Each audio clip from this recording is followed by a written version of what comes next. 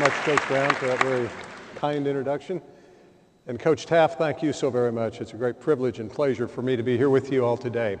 You know, growing up in Norman, Oklahoma, my hometown, it was really a lot of fun because my dad's football teams were winning most all the time.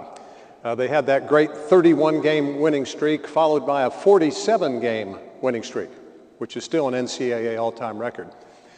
But because of this great success, a number of coaches throughout the country would travel to Norman to observe spring football practice, to find out how they were doing things at Oklahoma.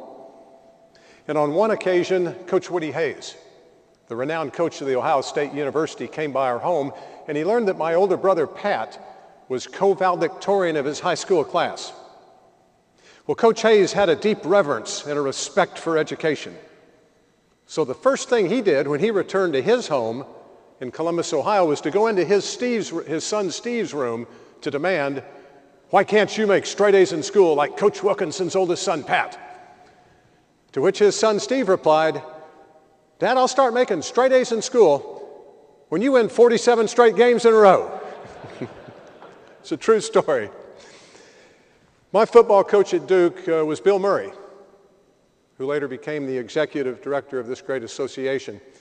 And one year, Coach Murray had hired an assistant coach, and they were talking about recruiting. And the assistant said, "Well, what kind of players are we looking for, Coach?" And he said, "Well, look at it this way. You know, you're out on the football field, a player gets knocked down, but he jumps up, he's ready to go again. And a few minutes later, a second player gets knocked down, but he arises very quickly also. He's back in the game. And then a third player gets knocked down, and he's jumping up again." And the assistant coach got very excited, and he said, "Coach, I know exactly what you mean. We're looking for those players who have got tenacity and perseverance and heart." And he looked at him and he said, "No, that's not who we're looking for. We're looking for the guy who's knocking everybody down."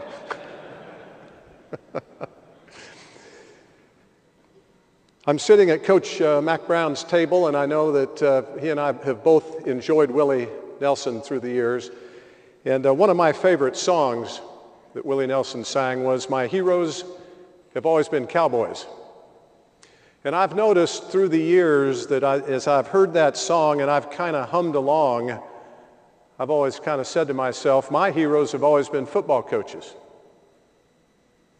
And the reason for that, of course, is it was my father's profession. I obviously got to know all of his assistant coaches very well, but I also knew from personal experience the great influence that my junior high and high school and college coaches had, not only on me, but on all of my teammates.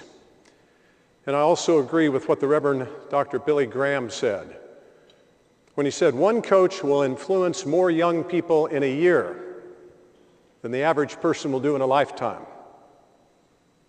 And I know that's true because you meet young people at such an influential and an impressionable time. You're so very important to their growth and development. So I thank you, I salute you, and I commend you for being in such a very important profession.